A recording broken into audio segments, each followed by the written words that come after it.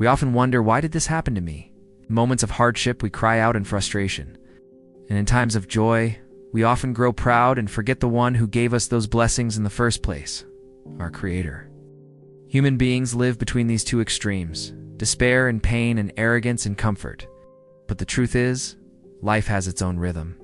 What seems good today may reveal itself as harmful tomorrow, and what feels painful today may one day save us. Only time has the power to show us what is truly good or bad. This lesson was once lived and understood deeply by a humble man named Mr. Adam. His story has been passed down as a reminder for anyone who faces difficulties or blessings in life. Mr. Adam was a simple farmer who lived in a small village at the foot of a green hill. The village was surrounded by a thick forest, where wild animals roamed, and the seasons often decided whether there would be harvest or famine. Adam was middle-aged, neither too old nor too young, and lived with his only son, Daniel. They didn't have much, just a small piece of land and a modest house. To Adam, even having food twice a day was a blessing worth thanking for.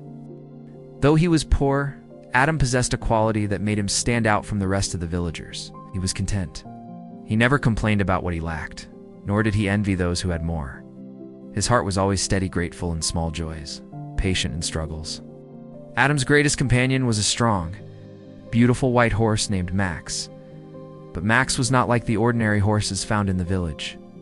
He was sharp, quick, and loyal, carried heavy loads, plowed the fields, and even seemed to understand his master's emotions. For Adam and Daniel, Max was not just an animal, he was family. They loved him dearly, and Daniel, especially, would spend hours brushing his mane and feeding him.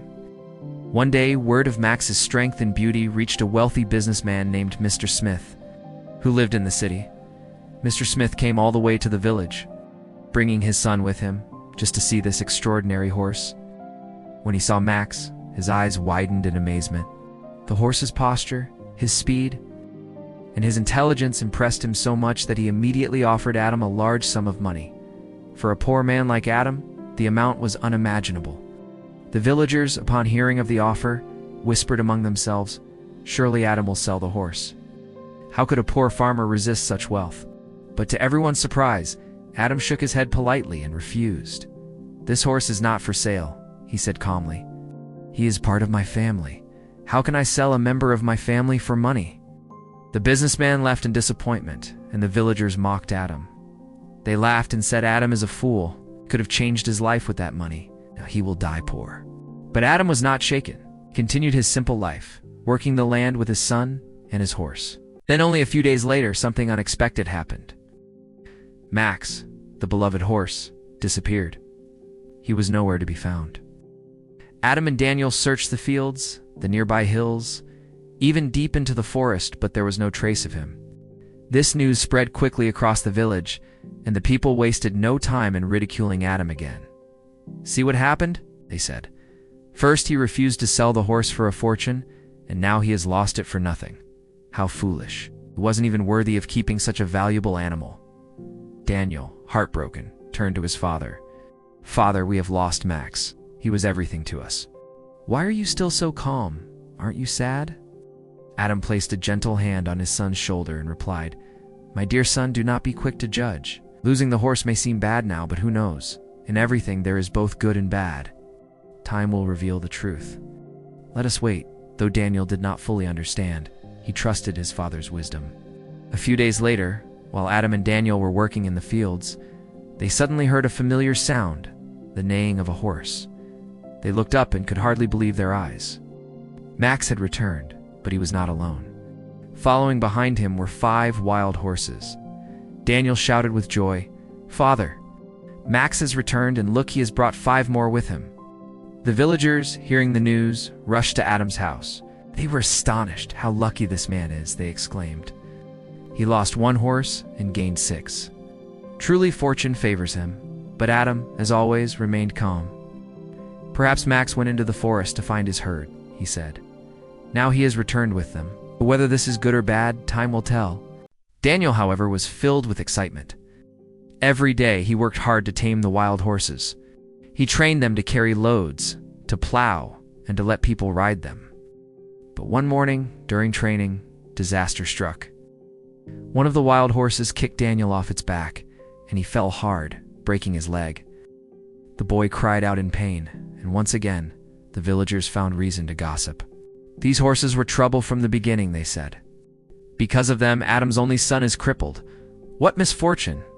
Daniel, lying in pain, turned to his father and said, "Father, this time it is truly bad. My leg is broken. I cannot walk.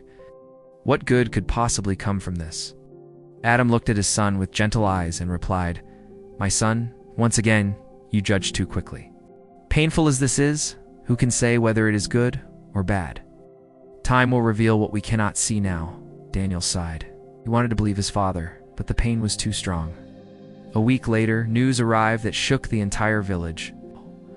A war had broken out in the country. Soldiers marched into the village and ordered every able-bodied young man to join the army. Mothers wept, wives clung to their husbands, and the young men, though unwilling, were forced to go. But when the soldiers came to Adam's house, they saw Daniel's broken leg and left him behind. He was spared.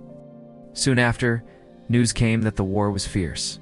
Many of the young men from the village never returned. Their families were left mourning, their homes filled with sorrow.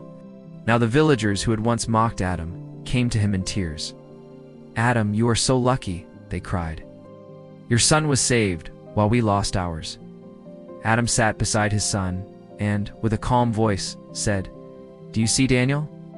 When Max disappeared, people called it bad, but it led to the return of many horses. When you broke your leg, they called it misfortune. But that very injury saved your life. This is why I always say never be too quick to judge. What looks bad today may protect us tomorrow, and what seems good today may one day harm us. We cannot see the full picture. Only time will reveal it." At last, Daniel understood. His father's words were not just about patience. They were about trust. Life's events are not always what they seem. Behind every joy and every sorrow, there is wisdom hidden by time. Mr. Adam concluded with a lesson his son never forgot. When something good happens, don't let pride carry you away. When something bad happens, don't fall into despair. Both joy and sorrow are temporary. Life is balance, and every moment has its reason. Be patient, be thankful, and trust in God's plan, for His plan is always greater than ours.